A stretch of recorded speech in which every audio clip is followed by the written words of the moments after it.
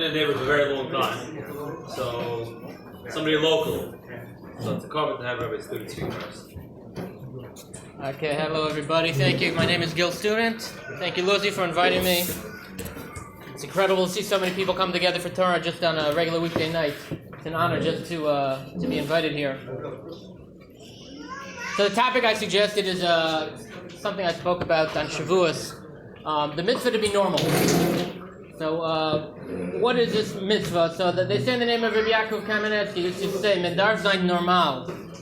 And the way I heard it from Rav Shechli, he likes to say, it's a mitzvah to be normal. So what is this mitzvah?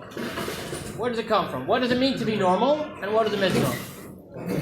So they say, I don't remember which Rebbe. Maybe it was the Belzer Rebbe. So back, it used to be, well, it still is, a machlokes whether you should vote in the Israeli elections. Whether, Hasidim should be voting it in the elections. So I think it was a Belzer Rebbe put out a statement that it was a mitzvah to vote in the elections. So around that time, the Satmar Rebbe happened to be visiting Eretz Israel, and he went to whichever Rebbe it was, maybe Belzer, we'll say Belzer, and he said, "What do you mean, a mitzvah to vote? A mitzvah like eating matzah?" And the Belzer Rebbe said, "No, a mitzvah like eating maror." So when we say mitzvah, do we mean it just as a figure of speech? So I think our gut reaction is yes, but I'd like to suggest no. And we'll go through and we'll discuss it, come to a different conclusion. So there are three areas, I think, where it's important to be normal. And one is regarding the outside world, another is regarding your community, and the third is regarding yourself.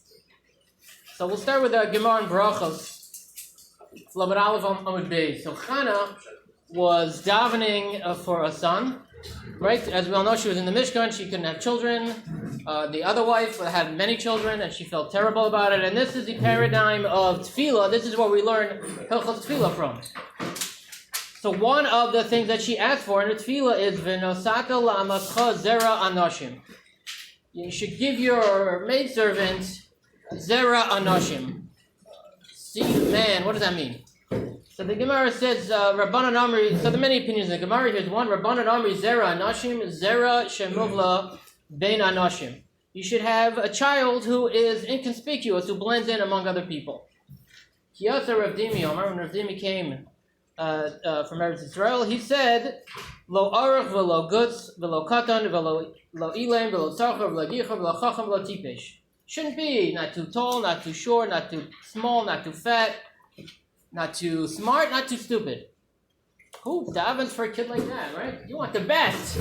You want to have the smartest kid in the class, the tallest, best looking, ala milos. That's what you want. And she's davening for an average kid.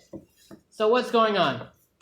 So I'd like to explore three different pshatim in this Gemara, and I think that will help us understand what it means to be normal. So the Shvus Yaakov, the Ein Yaakov, Rav Yaakov Reisher. So in his Ein Yaakov Perish on the Ein Yaakov, he connects this to the famous Rambam in Hilchos Deos. So I'll start out reading the Rambam in Hilchos Deos, Perek Aleph, and I'm just going to mention Peladike Ha'ora that I heard from Rabbi Yaakov Moshe Charlap, who was the first Rosh Yeshiva in Merkaz Arav. Something is missing in the Rambam. Listen. So the Rambam starts out Hilchos Deos. Deos harbe yesh l'chol echad ve'echad min bnei Adam. Many different character traits, different kinds of people. Everybody's different. Everybody's all different. You look around, you know that. Everybody's different. Some people just get angry, easily angered. And some people are just calm. They don't respond with anger. And if you do get angry only a little bit, but once in every few years you get angry.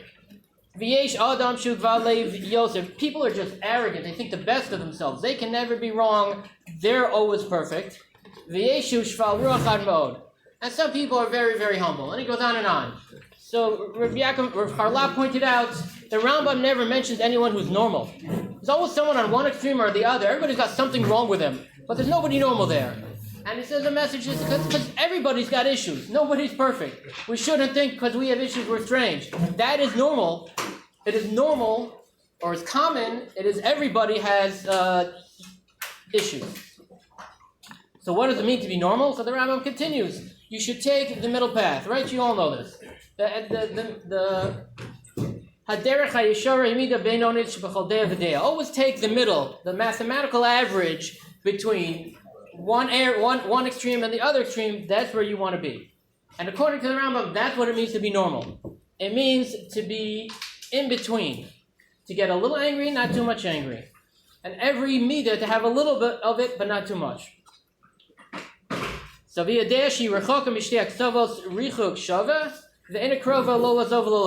shouldn't be close to either of the extremes, right in the middle. That's therefore Chachamim said, everybody should always look at how they react, how they act. Constantly, you should always be working on yourself to try to get yourself to the middle path. If you find you're deviating in any way, that's where you should focus.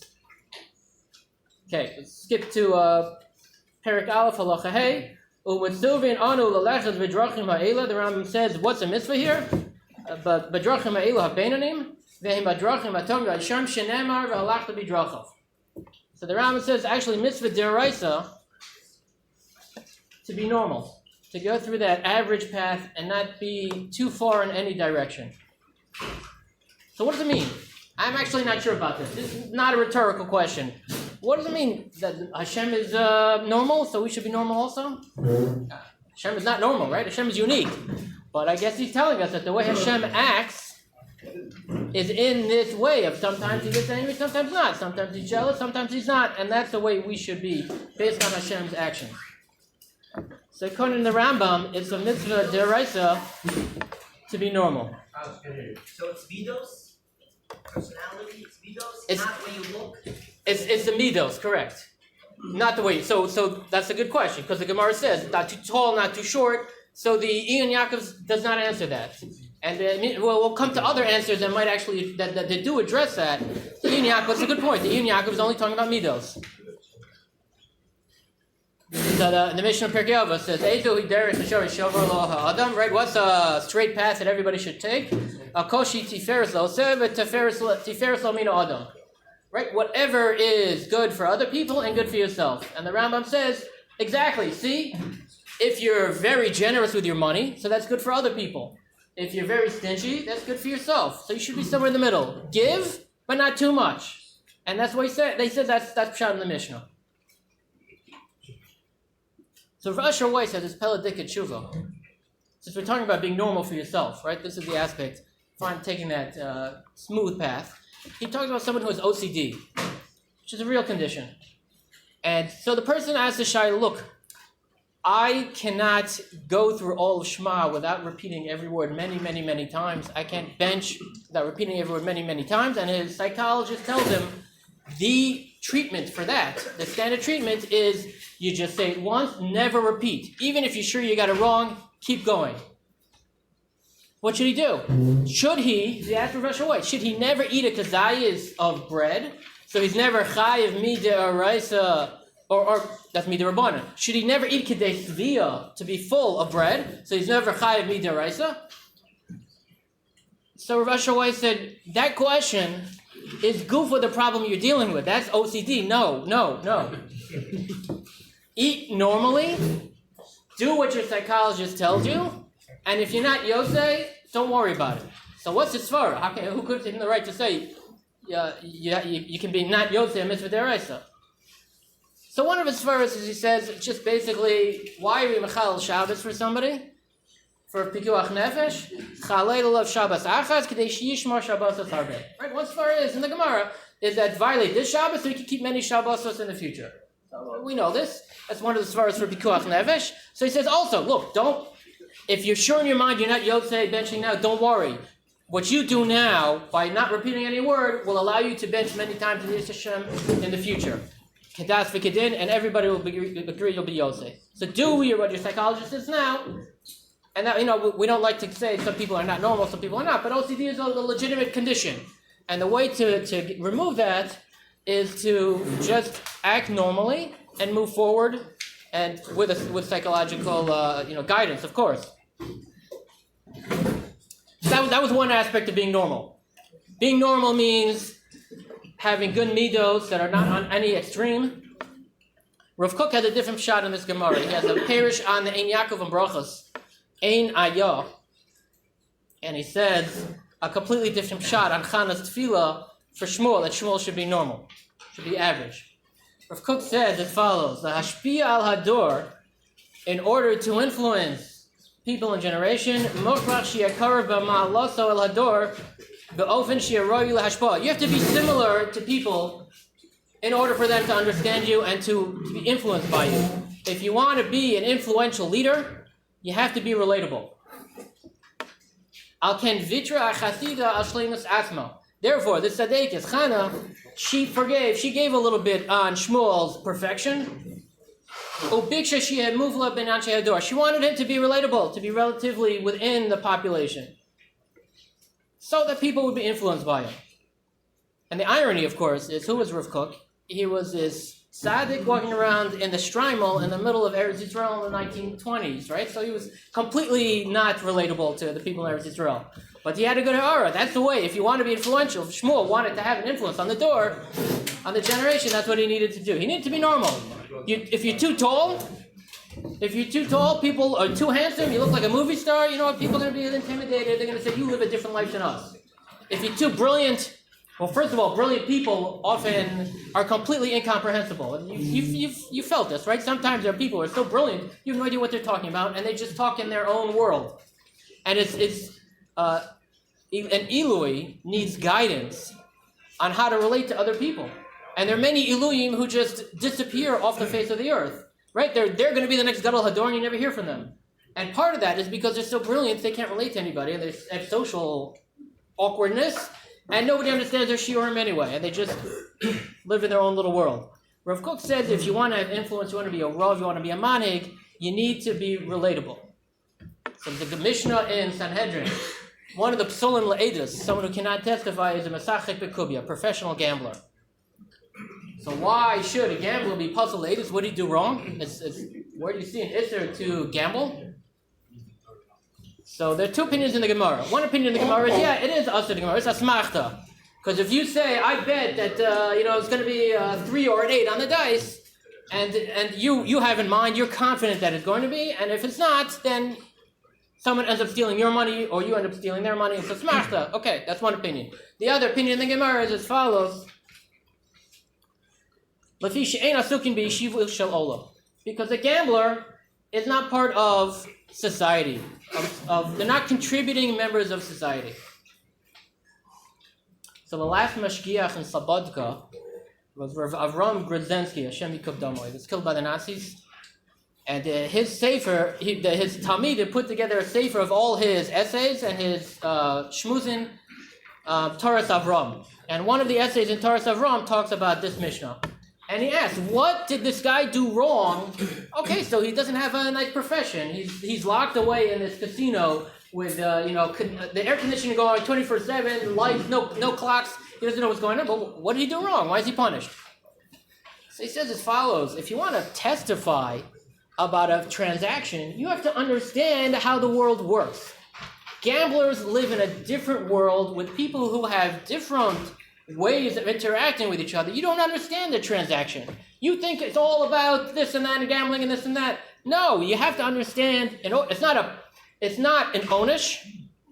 It's a natural consequence of being totally removed from normal society.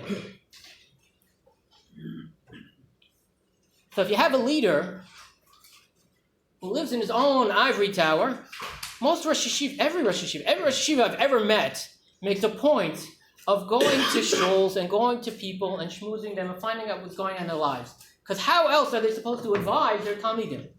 And many of them, almost, I would say 99% of them I've ever spoken to have more insight into the daily life of a balabas than many of us do. Because they spend the effort, they put in that effort, they do that work. But if you live in an ivory tower and you don't do that work, you have no idea how to relate to people. You can't have any influence.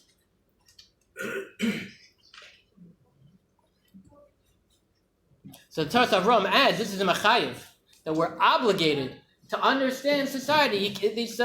You need to acquire this social intelligence. That's what he says. This mission is Machayev. Okay. So there was this fellow in about 1560s, I believe, who moved from Germany to Eretz Yisrael, and he settled in Sfas. Sfas in that time was a Sephardic, 99.9% Sephardic, and it was the era of the Gedolim. The Arizal had recently passed away. The Beis Yosef lived there. The Radbaz lived there. The Mabit lived there. It was an era of Gedolei Torah. So this Ashkenazi Jew moved to Sfas, and he says, I'm not going to trust the kashrus. Particularly regarding halachas akluyas ba'aretz. So when is vegetables, when is produce chayiv in trumas and maitris? After the gemar malacha. So if it's grown and reaped and harvested and completed with a non-Jew owning it, even in Eretz Yisrael, it's not chayiv in trumas and maitris. So how do you define gemar malacha? So he had a very machmir definition, and he decided that even after the non-Jews gave it to the Jews to sell, the gemar malacha was done in the property of the Jews, therefore it was chayiv trumas and maitris. So he would not eat in the house of the Beis Yosef and the Radbaz because they didn't take trumas and maitris on this vegetables. So what did they do? There's a tshuva from Rabbi Salih Ashkenazi. He was a shita mekubetzes. He was a chavrusa of the Arizal when they were young. So he lived in Sfas. He said he was journeying. He was traveling from Sfas to Yerushalayim, which nowadays is just a car ride or a train ride. In those days, it was a big deal. It was dirt roads. And he was going with this yeshiva bacher. And the yeshiva bacher wouldn't eat from Rabbi Salih Ashkenazi's food even though he was starving. He waited to get to Yerushalayim so he could be machmer on the shita. And he said, who is this kid? Who is this kid? The shita mekubetzes gives you food and you say it's not kosher enough for me. So what do? They put him in chayrim. It was catching on. The Talmidim decided I wanted to be firmer than the next. And it was catching on. They said, we got to put a stop to it. So they sent a Shaila to the Maharshdam, who was in Salonika. So he was not an Ogea Badavar. And they asked him, number one, are we correct that this guy is wrong? And number two, is the chayrim valid? So the Maharshdam said, number one, of course you're right. Of course you're right. And number two, but you don't put him in chayrim. That's not a good advice. Just teach the Talmidim and they'll be fine. So what did he answer? His answer is fantastic. The first tshuva of the tshuvas of Rabbi Salih Ashkenazi is from this other guy. And what did he say? He said, you guys are all basically exiles from Spain. You came here in the past 100 years, 150 years? We were here first, because 300 years ago, the Rosh Mishans made Aliyah from France after the Jews were expelled from France, or around the time. And he came with 200 other Talmidei Chacham in Eretz Yisrael, and I'm following his shita. So for whatever reason, people didn't accept that. Whatever reason. So we shouldn't. So part of being normal is following the normal shitas of halacha that people around you follow. And whatever the chumrah is or the kula is, just do what other people do. But they're a klal. So the Chidduh got the following shayla. The first tshuva in Chaim Shal. An Avrech was told by other people, this is late 1700s in Eretz Yisrael. He says, look, you're a real Talmid Chacham, you're a tzaddik. We see that you're a real Erlich Hayid. Why don't you wear Rabbeinu Tam Tefillin? And he said, you know what the Shulchan Aruch says? Only someone who is mochzak b'chasidus, right? Who's established as someone who really goes extra. Only they're allowed to wear Rabbeinu Tam Tefillin. And he said, yeah, but look around the shul. Half the people wear Rabbeinu Tam Tefillin. He said, but I'm a Shulchan Aruch Jew. I'm not going to wear it. So then he asks a Chidah, am I right or am I wrong? And the Chidah says as follows. He says, first of all, these are the kind of shilas I like to get. Right? Someone just wanted to know, I'm not trying to be extra from or whatever. I just want, what am I supposed to do? What does Hashem want from me? So the Chidah says, yeah, right. In the time of the Shulchan Aruch, only someone who was Muchzah b'Chasidus wore Rabbeinu Tam Tefillin. That was the case, but for whatever reason, it's not the case nowadays. Nowadays, it's relatively normal for people to wear Rabbeinu Tam Tefillin. Not my fault, says the Chida. I didn't tell them to, but they do. So if that's what people are doing, look, you're big enough Talmid Chacham, you should be wearing Rabbeinu Tam Tefillin as well. If you don't feel comfortable doing it in public, so do it at home. Put on your Rabbeinu Tam Tefillin. There's no reason you have to do it in shul. There was just as an aside, so there's a Dayan in Kensington, Herschel Kurzrock. So recently, he gives a shir in his shul every day, and somehow I got on the list recently and they're emailing me the audio. So fantastic stuff. He's I think he's probably around 90. He's well known in the world of Dayanos as a real mumcha. So he told about how he started wearing Rabbeinu Tam tefillin. It was weird. He's not a young man, right? So he's got a cell phone, but I'm not sure 100% he's aware of how to use it. So while giving this shiur, he gets a call, and you can hear him fumbling around with it. What do I do? So he pushes it, and his daughter starts speaking. So okay, so in the middle of the shiur, he starts talking to his daughter, and so what is it? And you can hear everything that she was saying and he was saying. So she said, "Tati, my husband said you left your Rabbeinu Tam tefillin at our home." And so he says, "Oh, those Rabbeinu Tam tefillin, and I actually have another pair that I keep in shul. It's not a problem. I should tell you the story about how I got 2 pairs of Rabbeinu Tam tefillin." So she hangs up on him because I'm not so sure he's fully capable of doing that. And so then people in the shiur are like, "No, what's the story?" So he was saying, look, he didn't really want to wear Rabbeinu Tam tefillin. That's who is he to wear Rabbeinu Tam tefillin? But it happened to be there was a kosher candy store near his house 30 years ago. He was 60 some years old, and he was going there to get candy to bring to the shul. And he saw on the table there, someone was standing there, and there was a pair of tefillin. And the guy said, "I don't know what this is. I don't know. We've just found it. We're going to throw it out." And he said, "Don't throw it out. I'll take it." So he took it, and he had it checked by himself. And it turned out to be Rabbeinu Tam tefillin. And he said, "This is probably a siman. I should be wearing Rabbeinu Tam tefillin." And so he started wearing Rabbeinu Tam tefillin. Otherwise, he wouldn't have done it. And then eventually his father-in-law passed away, and he inherited an extra pair, so he has 2 pairs. But otherwise, Rabbeinu Tam tefillin, okay. It's not Yura, because normal is doing what other people do.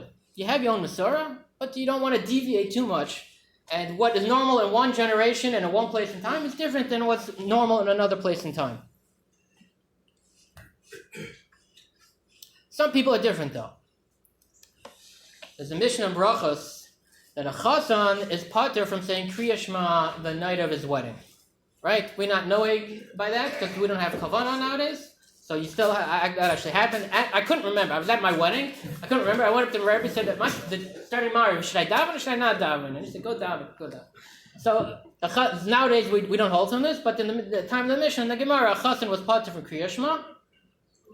So that's Chachamim, and Rabban Shimon ben Gamliel says, so the Mishnah says, the Chachamim say, but if he wants to, he can. And Rabbi Shimon ben Gamliel says, no. Lo kol harodza li tolos Hashem yitol. Not everybody should come up and say, I'm such a big tzaddik, I should be machmir beyond the Ptur. It's one Mishnah. Then there's a Mishnah of Tachin that some people have a minig not to work on Tisha B'Av. Other people have a minig that they do work on Tisha B'Av. And that everywhere, Talmidei Chachamim don't do malacha. Not work, malacha. Malacha like on Chol HaMoed. That's not allowed. So everywhere, Talmid Chacham should not do work. Rabbi Shimon ben Gamliel says, L'olam yaseh adam atzmo Talmid Chacham. Everyone should act like a Talmid Chacham. So which is it? By a chassan saying Kriya Shema, Rabbi Shimon ben Gamliel says, you shouldn't act like a Talmid Chacham. By Malacha on Tisha B'Av, Rabbi Shimon ben Gamliel says you should act like a Talmid Chacham. So it's not my kasha, the Gemara asks the kasha, the Gemara in Brachos. And the Gemara says,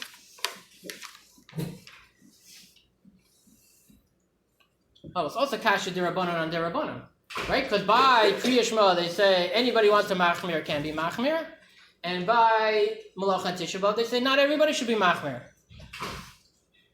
So the Gemara says, no, everybody really agrees in general that Talmidei Chachamim should act on a higher level, but an average person should not. But when it comes to Kriya Shema, maybe you could say everybody's saying Kriya Shema, okay, so you say Kriya Shema also, you'd be like everybody else. But when it comes to Malacha and Tisha B'Av, so you know what, not everybody always has Malacha to do. Maybe you're just, maybe it's time for your nap, or maybe you have other things that you don't really have any Malacha, so it's fine. But there are Chalal, everybody agrees. Everybody should act normal, and a Talmid Chacham should act a little extra. And you shouldn't act beyond your position. You have to know what your position is and where you where you stand in the community. The Chazon Ish has a letter, and it's Igros Chazon Ish Chaf. He gives a number of pieces of advice, just randomly collected advice that he was giving to someone. So the 4th piece of advice is as follows. I'm going to read it to you. Lizar melasos davar mishuna. Should be careful not to do anything strange. shein acherim osim ken, that nobody else is doing. Velizar me'od bazeh. Be very, very careful. Don't act strange. It's a lesson both in Yiddishkeit and in just normal behavior. You should just try to blend in. But we said a Talmid Chacham should act different. There's a kasha from a few Gemaras. The Gemara in Shabbos Daf Yud Amud Aleph. Rava Chadi l'Rav Hamnuna the Kamarich B'Tzlusei. So Rava saw that Rav Hamnuna was davening very long. Amar Manichem Chayei Olam ve'Otzkim Chayei Shah. That's wrong. You should be learning. You should spend time in davening, but not too much, and you should spend time on learning. Everything in the right time. The Husavra is man tefillah l'chud is man Torah l'chud. Yeah, good. You should daven, you should learn, all in the right time. Don't stretch either of them out. So Rabbi Yirmiyah, hava Yosef kamei de Rabbi Zera. So Rabbi Yirmiyah v'hava aski v'shmaisa. Rabbi Yirmiyah was learning in front of Rabbi Zera. Noga l'tzluye, it came time to daven. V'hava komisarhev, Rabbi Yirmiyah. Yeah, Rabbi Yirmiyah said, okay, I'll finish learning. Let's quickly finish up. We'll go daven. So Rabbi Zera got angry. Kari alei Rabbi Zera meiser ozo mishmo tefillah gam tefillah toeva. You turn your ear away from learning Torah, from learning Torah. So even your davening is bad. That's why if there's a shir after davening, it's a short shir. Always stay for that short Devar Torah because you don't want it. It'll affect your tefillah. So what was Rabbi Yirmiyah thinking? Why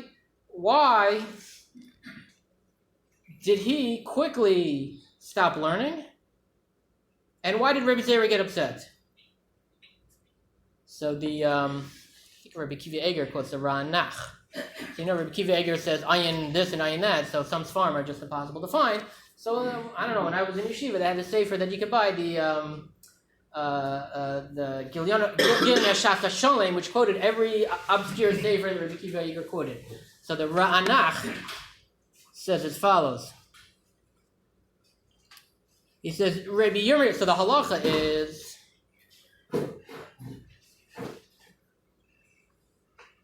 a Talmid Chacham should focus on learning. So Rabbi the Gemara in Bracha says, I think it was Rabbi Yehuda, his Kriya Shema, if he was giving shir, the way you'd say Kriya Shema was during the shir, he'd cover his eyes and say the first pasuk of Shema, and within the shir he'd mention Yetzias Mitzrayim, but he wouldn't actually daven. Because learning, public learning, was more important than tefillah. He was a Talmid Chacham. And for a Talmid Chacham, there's a different din. Someone who's Terasa Naso is a different din. So what about Rabbi Yirmiyah? He quickly finished up his learning so he could daven. So the Ranach says Rabbi Yirmiyah didn't want to act like a Talmid Chacham. He was humble. He was an Anav. So even though he had that P'tur, and he could have just continued learning, he felt that he should just be like everybody else. He should be normal. And the Gemara in Bava Basra also, Ribbis. So Ribbis is complicated. I'm not an expert, but there is a concept. So there's as follows: if you lend someone money, and they buy a tree or an orchard with it, so if you eat the fruits from that tree, and then he pays you back, so that's Ribbis. You got more than you lent him. So what if every time you eat a fruit, you deduct that from the mortgage? So the mortgage decreases by the price of an apple. One by one. That's called nechiyasa. So it's a machlokas in the Gemara whether that's ribbis or not. But everybody agrees. The Gemara says a Talmid Chacham should not do that. However, the Gemara in Bava Basra, Samach Zayin would be said Rav Gana, Rav Papa, Rav Ashi lo achli ben nechiyasa. They would not eat those fruits if they had a mortgage, if they lent money for someone to buy the tree. Ravina achal ben echyasa. So Tosfos asks, how could he eat that? Ravina did that. How could he do that? So says Rabbeinu Tam, lo hayarotza litol Hashem v'lasos asmot surba mirabanan. He didn't want to act like a Talmid Chacham. He said, I'm a regular guy. Humility. Out of humility, he just wanted to be normal. If everybody could do that, if he held everybody could do it, so he would do it also. Why should he be different? So let's juggle what's going on here. So I think the answer is you have to know your position, and you have to know your position in the community, and you have to know how you relate to the community. The Gemara in Shabbos, which says that Talmidei Chachamim in Bavel had special clothes that they used to wear. Whatever, a Hamburg, a frock, whatever. The equivalent of that in the times of the Gemara, but in Eretz Yisrael they didn't. So that's the Gemara. Why? Why in Eretz Yisrael don't they? But in Bavel they have special clothes for Talmidei Chachamim. And the Gemara's answer is because in Bavel they're Amorasim. So two ways to read that.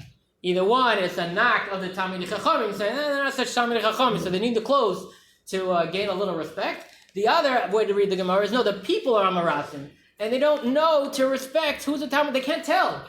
You see that a lot. You go with different places. They don't know who's a Talmud Chacham and who's not. If you have the word Rabbi before your name, they think, oh, I can ask you Shilas and Ribbis. No, please don't ask me Shilas and Ribbis. So therefore, they wore the special clothes so that people would know to respect their Torah. In other words, if you need to act like a rabbi, so act like a rabbi. Otherwise, the rest of us who don't have that position, we're not hired. It's not our job. So we just act normal, be like everybody else. So that's the second form of being normal. So what's the mitzvah? The mitzvah is basically yuora. You should just follow halacha like everybody else does. You don't need your special chumras. And if you have special chumras, keep them at home. Don't let anybody know about it. Say Reb Zundel Salant. He was a Talmud of Reb Chaim Volozhiner. So Reb Yisrael Salanter recognized that he was a big Talmud Chacham. How did he recognize? Because he realized that everywhere there was a machlokas between the Ravid and the Rambam, Reb Zundel Salant followed the Ravid. And he realized this guy must be something special. But he hid it. And you had to be a huge Talmud Chacham to figure out that he was a huge Talmud Chacham. Because why did people have to know that he was doing things unusual, that he was some big tzaddik and Talmud Chacham? He just wanted to be a normal person. So what is Minik Hasidus?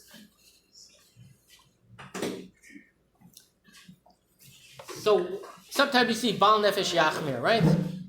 And so there are some people who have reached that position in their growth in Yiddishkeit that they are at that place where they should be acting that way. But so every person who acts with Chasidus that I've seen, you wouldn't know unless you follow them around. Meaning they hide it. It used to be in yeshiva. So my Rabbi was a grandson of Rav Yosef Soloveitchik on one side, and a grandson of the Talmud Rebbe on the other side. He was a mixture. Meir Tversky, I'm sure you heard his brother was Moshe Tversky. Shem Yikov was Israel. So it was a contest among the Talmidim to figure out what chumras our Rebbe had, because he really tried hard to hide it from us, and so we tried hard to outsmart him and figure it out. And I'm not going to reveal any of them to you, but there's some very interesting ones. He was a brisker. So the third shot, in the few minutes we have left, so it's very simple pshat in the Gemara of again, Chana's tefillah for Shmuel. Why did she ask if she was just a normal guy? So Rashi says very simply, Rashi says, Shelo yehetema be'enei habrios. He shouldn't be strange, shouldn't be unusual in people's eyes. Omitoch shenidbarin bo sholetis bo ayin hara. Oh, ayin hara. There'll be jealousy, there'll be hatred. Who is this guy? He's so handsome. I hate this guy. So smart. I'm so jealous of him. I wish I had a cup like his. I kept like his. So that leads to bad things.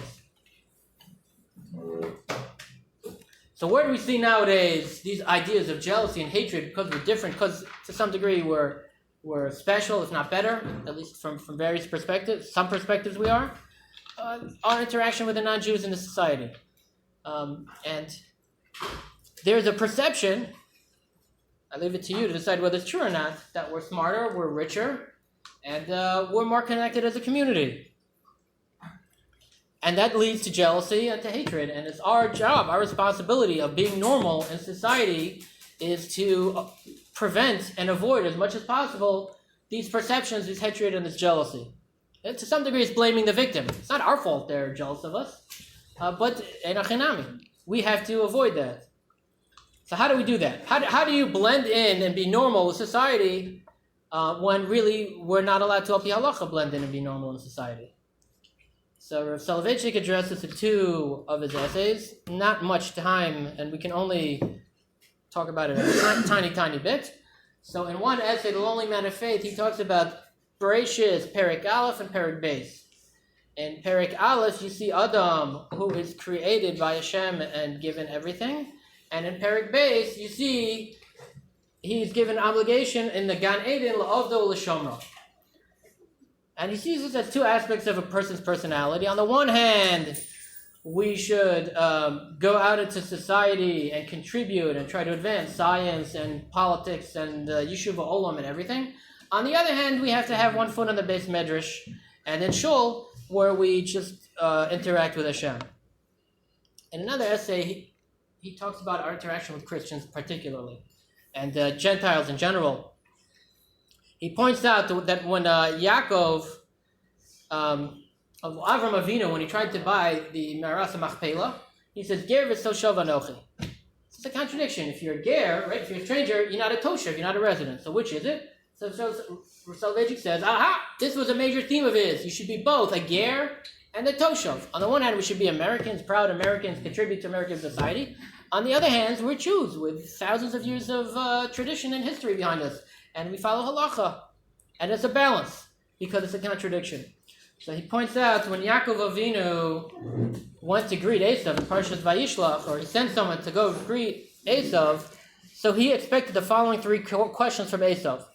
Lemi ata, ve'ana seilech, u'lemi eila lefanecha. So Soloveitchik said, Al Pitrush, Lemi ata, what does that mean? Who do you belong to? Hashem. Ana seilech, where are you going in life? What's your derech in life? So that also is to Hashem. We follow, our derech is a derech haTorah. Ulami eila lefanecha, and who are you willing to contribute these? So he says that we should be willing to contribute to everybody, to society. Civic, scientific, political, we should be willing to advance society. So we have to be all of these things. It requires balance in life. And that's a chokhmah in itself. Rabbi Yaakov Kamenetsky points out that Yaakov Avinu had learned in Yeshiva Shem Be'ever for 14 years. So why? Why wasn't the Torah of Avram and Yitzhak enough for Yaakov Avinu? Why did he need the Torah of Shem Be'ever? So Rabbi Yaakov says, no, the Avos, they created their own insular society. They created their own Jewish ghetto that was pure Torah. But Shem, when did he live? Shem was saved from Dor HaMabel.